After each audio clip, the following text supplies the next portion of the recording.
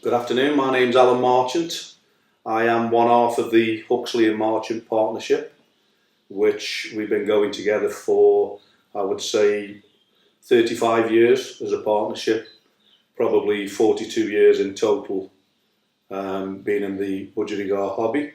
Chris and I have been champion breeders for a good number of years now. We came up through the ranks when we still had beginner, novice, intermediate and champion. And I would say we won our first challenge certificate when we were first year champions. The competition in those days was extremely high. We were showing against household names like the Pilkingtons, Hallams, Eric Lane, etc. So our aim in those days really was just to try and do well in our own section.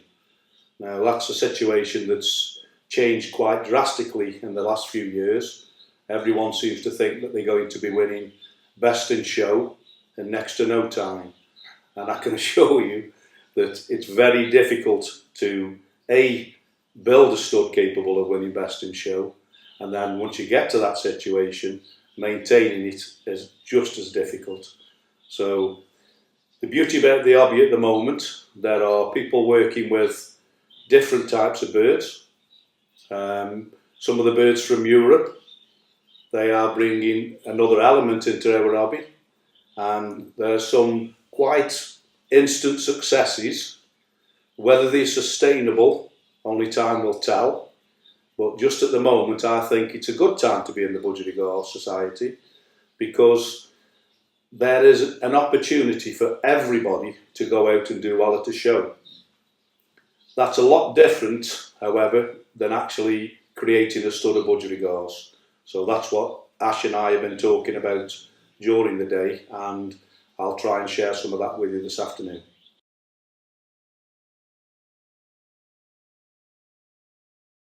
Now the hobby, I've mentioned I've been in the hobby 41 years. The changes I'm seeing now that are escalating at quite a rapid pace.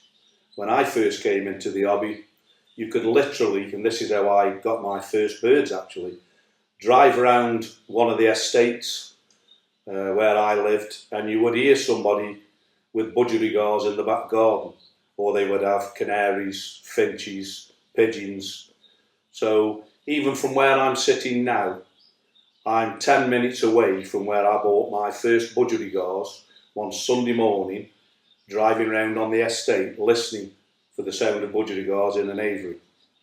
Now when I started off, I started with coloured birds. I was only 13 actually when I first had the birds, so I was very interested in the colours. I had Danish recessive pieds, and it was just basically a hobby, a few birds in a flight, and thoroughly enjoyed it. Now when I got into the showing side of the hobby, it was a real big wake-up call.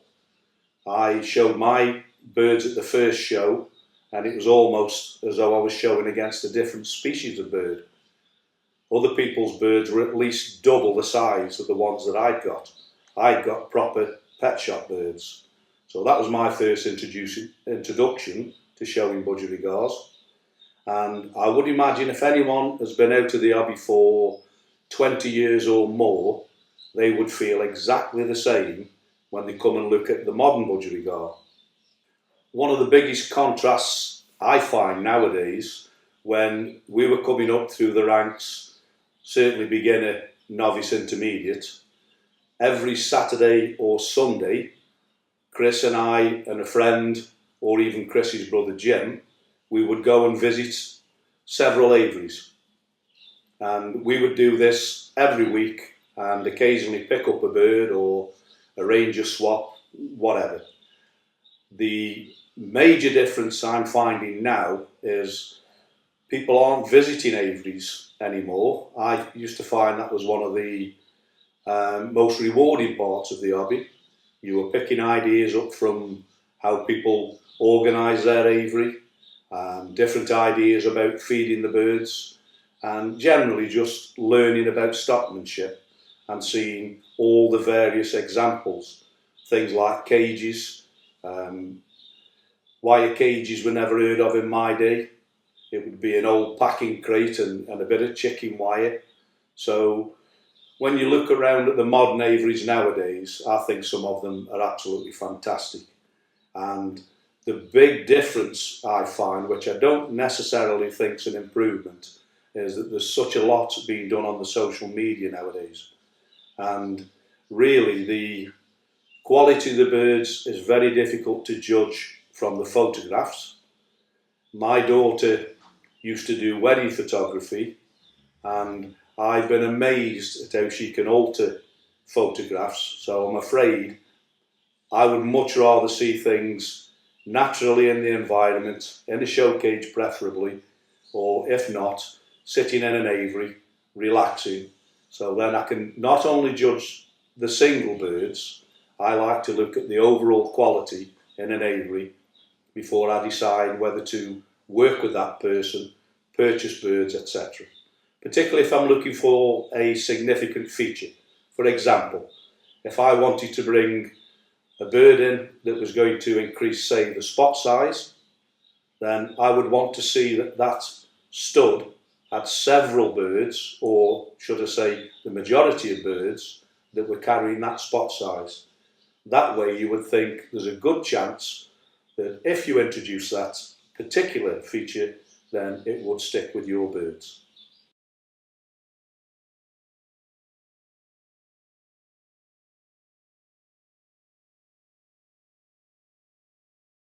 One of the topics Ash and I were discussing when he's been taking the various photographs, videos in my aviaries, is how you perceive showbirds. And like I've said to Ash, if somebody was showing birds 20 years ago and now came back into the hobby, they would realise almost immediately that the birds have moved on significantly.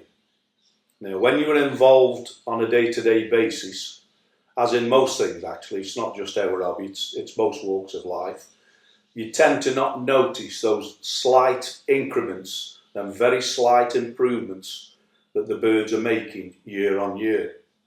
So there are some very clever stock people about, and what they are doing now, we've become feather engineers basically, because the only thing that we can work with that changes the shape of the bird is the length, the width of the feathers that we're using, and where in fact you're getting that type of feather on the bird. So by using the longer, broader feathers, we can create a lovely owl-like effect on the face of the bird, and it almost creates a halo on the bird, lovely deep mask, lovely width above the cere, and the width across the cere. So it almost seems as though the beak is disappearing. So these are quite modern features. Years ago, the birds would be more, I would say, of a keyhole type of shape. So where the eyes were across the cere, the head to the cere would taper inwards and then taper out again to display the mask. So what the modern feather engineer has done, he has actually filled in the gap. So now instead of having the inverted key shape, you now have a square block. And then as the bird rotates, that square block remains the same. Now the back skull, I would say, is the last of the modern features that we put on the birds. And this has had the effect of making the bird look extremely symmetrical from any angle. And I always say to people when they're talking about the back skull, if you think when you're at a show, we have so much face on the bird's ear that the eyes appear to be behind the feathers. So that bird cannot see you face on. So what the bird is doing, it's actually turning sideways so it can see out of the side of its eye. So basically, most judges, without realising it, they are actually judging the profile of the bird. Because unless they actually put a pen or a judging stick in to make the bird turn and look at the judging stick, so then they see the bird face on, they've actually probably already made their mind up, because they've seen this wonderful symmetry of the bird. They've seen When I'm talking about back skull, what I'm talking about is the distance from the seer to the eye should be about 25%, and then from the eye to the very back of the head, another 75%. So when you look at the bird, it's almost like it's got an house brick sitting on its shoulders. And from any angle, the bird just looks really pleasing to the eye. So these are the modern features of the bird. And I always think, if you look back historically, the back skull is the last thing that we put on the bird. The wonderful halo, I would say, was the next that we put on the bird. We've improved the shape by feather engineering, and we're constantly improving the length on the birds. And this is why I say, if you've not been involved in our hobby for, let's say, 15, 20 years, then you won't be aware that these increments have come along and improved the general appearance of the show bird. Now we get into a situation where people are bringing even longer feathers. You hear the term long flight, etc. So what's happening? There is an instant opportunity to breed huge birds, often gigantic birds. The challenge now for the long flight people is going to be controlling the feather and making sure that we have this symmetry. I haven't quite got there yet, but there are some really good examples that have been winning on the show bench. And all I say about anybody who's knocking any type of feather, look, it's your aviary. You do what you want in the hobby, but just bear in mind, be fair, because there are a set of guidelines if you're showing the birds. And the guidelines are there for the health of the birds as much as anything else. So use these birds, by all means experiment. If Chris and I hadn't have experimented, we would never have had the birds with the shape that we've got now. So there is a way forward. Use the birds carefully and be very, very aware of problems that you could cause if you're using excessive feathering.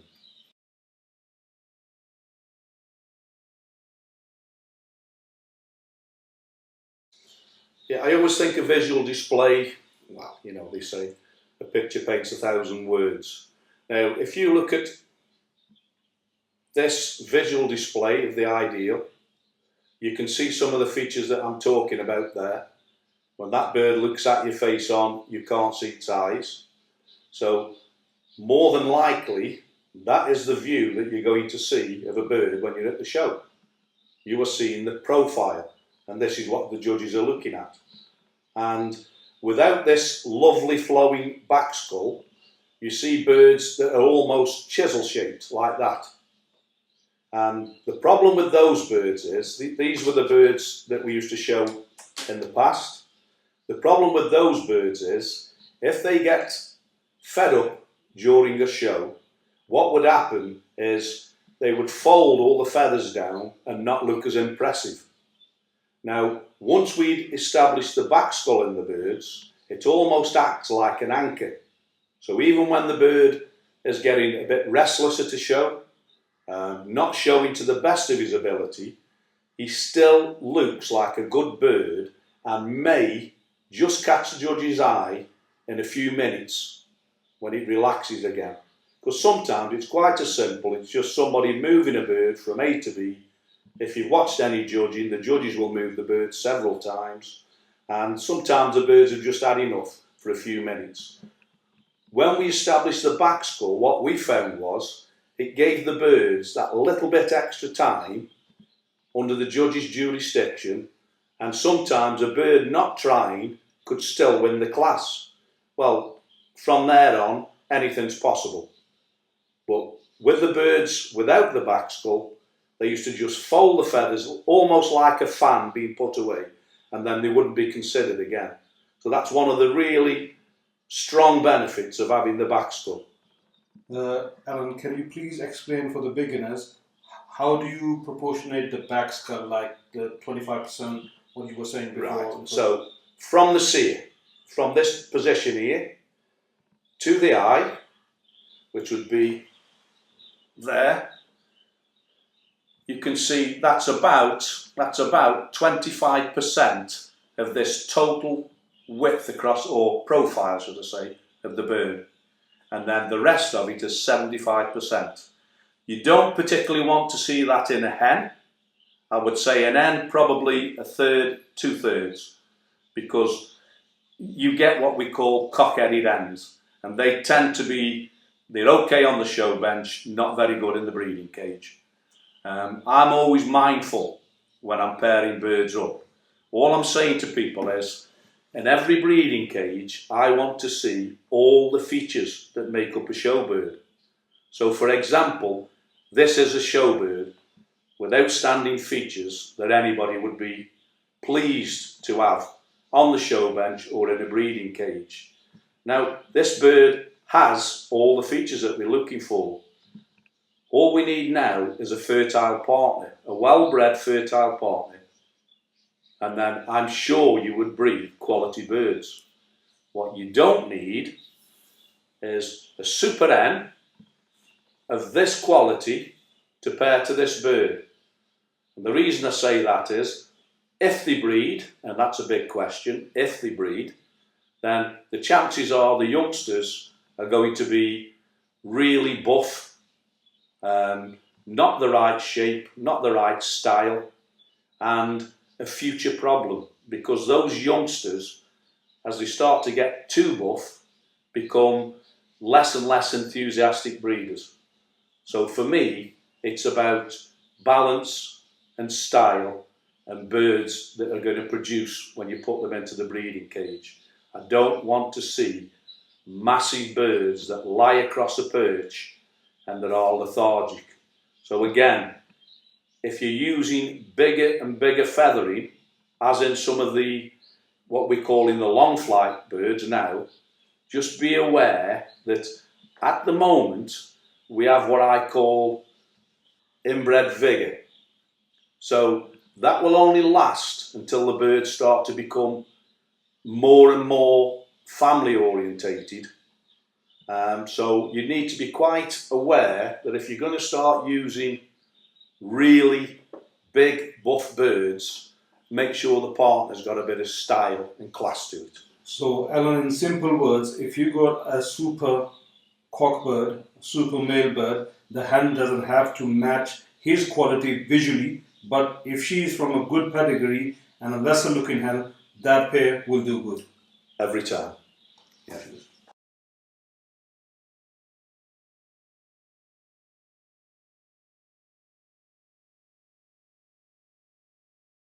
One of the things Ash was asking me was my preference with birds, and do I think that colours or certain colours may be stronger than other colours?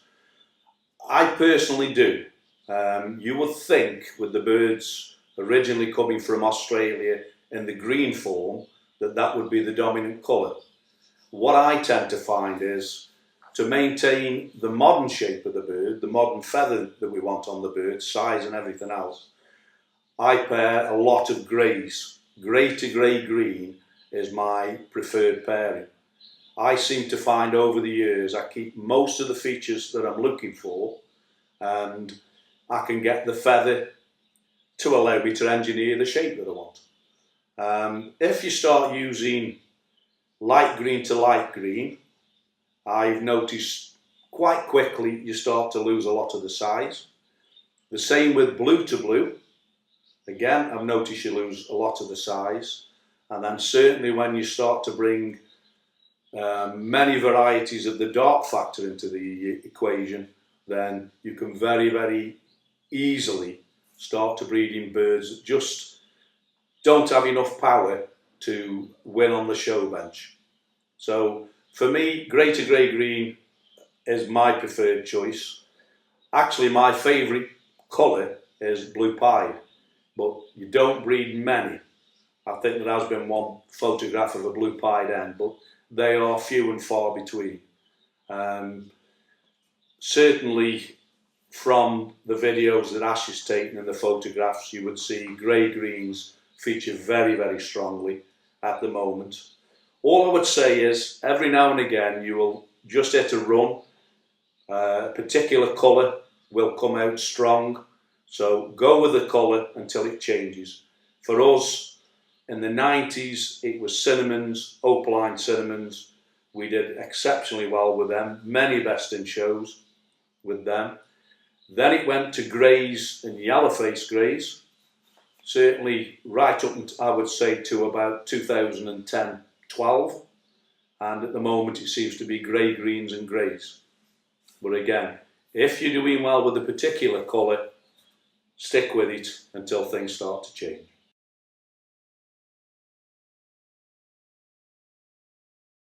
Ash has asked me about my feeding routine. The one thing I would say about feeding, we once had a bad batch of seed, and both myself and Jim, when we came to pair up young hens, we were finding there was no weight on the hens. They looked perfectly fit, but there was none of that. I like to feel like a little apple in my hand when I'm pairing them up. So the only thing that we could think of, we were all using the same seed. Chris had the same problem. So I never use just one type of seed now. It's not the seed monger's fault. Obviously they rely on whoever's reaping the harvest, whether it's a good harvest or a bad harvest. But what I do now is make sure we use a mixture of seeds from a variety of companies.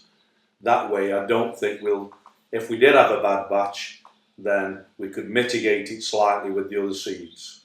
So currently I use countrywide seed. I would say that forms the bulk of the seeds that I use. I also use Haith's tonic seed and Versalager classic. And I do mixtures of all these types of seed. I do a lot of soak seed, and again this is a good indicator of the quality of the seed that you're using. If the seed doesn't sprout, certainly within 48 hours, if it doesn't sprout, it's letting you know that there isn't much quality in that seed. So if I get a situation where I'm having seeds not sprouting, then I'll switch over and start using a different type of seed.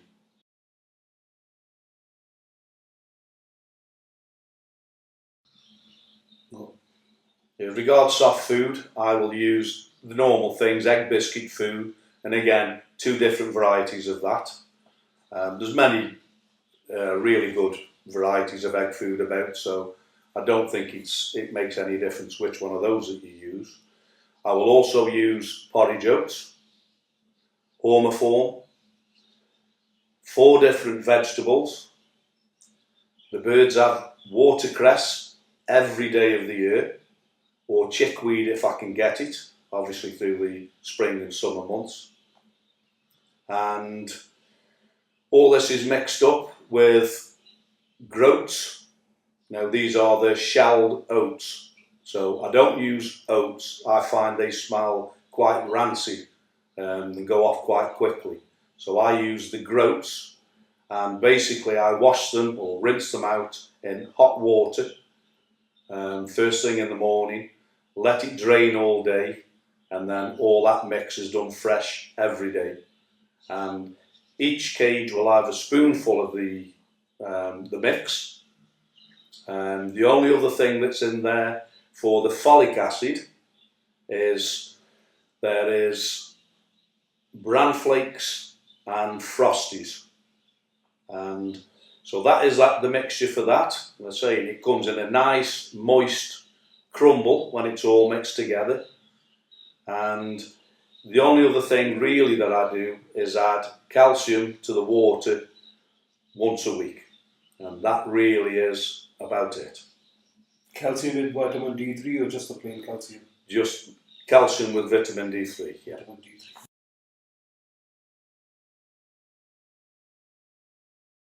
Yeah, Ash has asked me, what advice would I give to beginners, particularly when they're trying to purchase new stock?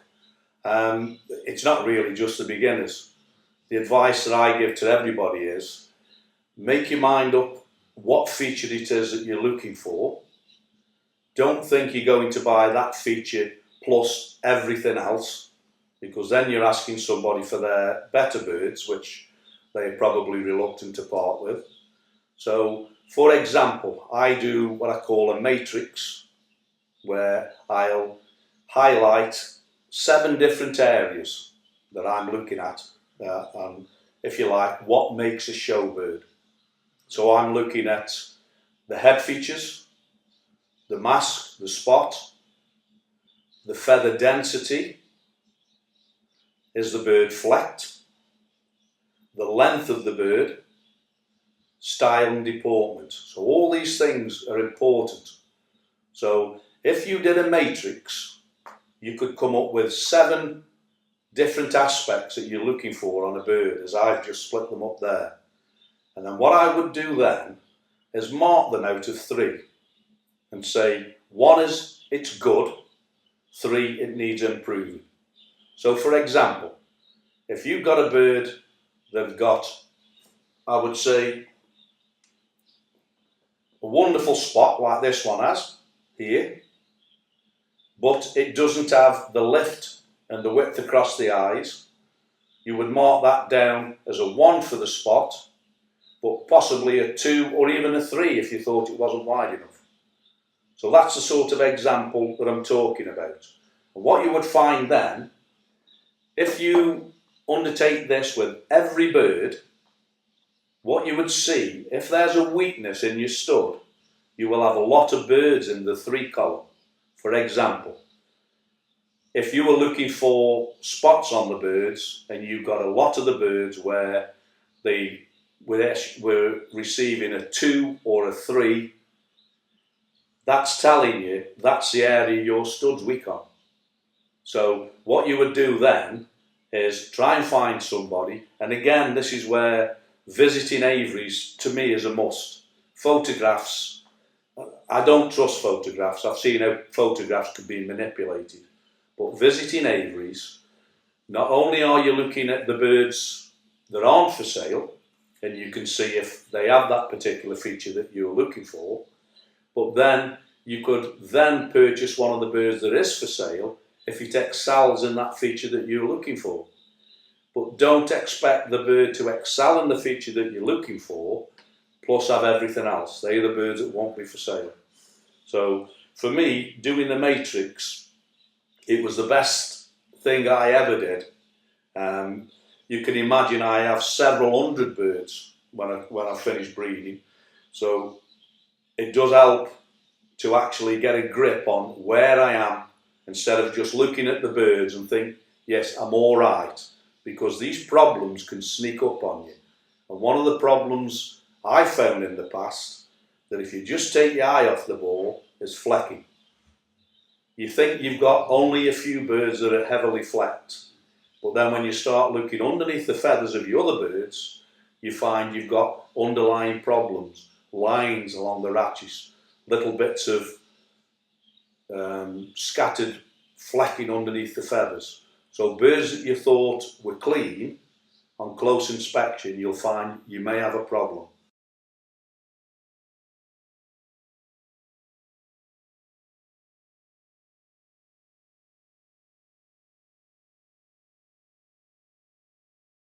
Ash has asked me just to give a little bit of words of advice, if you like, going forward.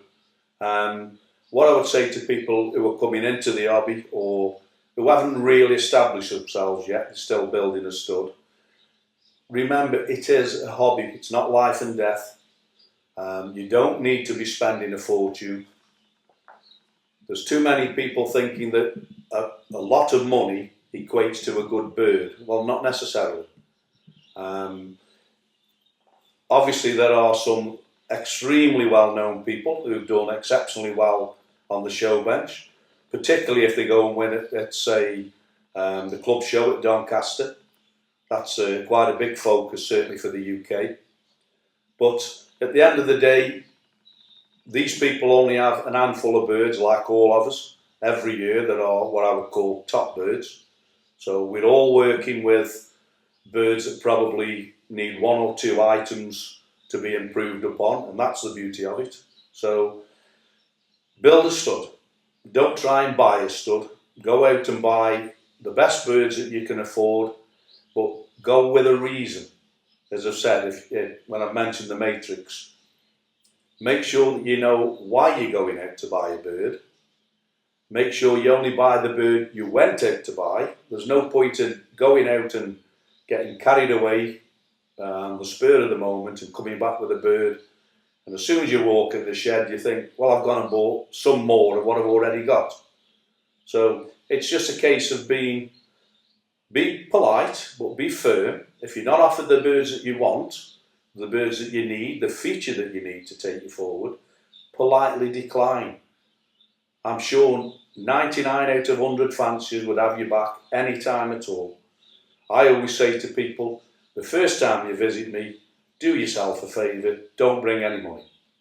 Come and have a look, see if you like me, see if you like the birds. Have I got what you want at the price range that you can afford? And just enjoy the hobby. Don't think as a beginner that you've got to compete with the champions. You're talking people like myself, perhaps 40 years plus experience. So you're not expected to go and compete with the champions, but go in your own section, enjoy your own section, work your way through and just enjoy the hobby. I'm sure most people, when they come into hobbies like ours, they're doing it because it's something different from the day-to-day activities. And it's something that should give you a lot of pleasure. And I certainly can't see any reason why anybody should be falling out on the hobby. I'm positive nobody comes into these hobbies to start falling out with people. So enjoy yourselves. Just bear in mind other people have other opinions, and you've got to value their opinion if you want your opinion valued. And just basically love the birds, do your best for the birds, be the best stockman that you can for the birds, and give yourself the best chance of building yourself a decent stud. Well, that's me done for the day, so I've enjoyed my day with Ash. I hope this has helped you. As you can imagine, when we're doing it off the cuff like we are doing, it's not easy having a camera pointed at you, but I've enjoyed it, and I hope you've enjoyed it all. So best of luck going forward, and good luck to all of you. Bye.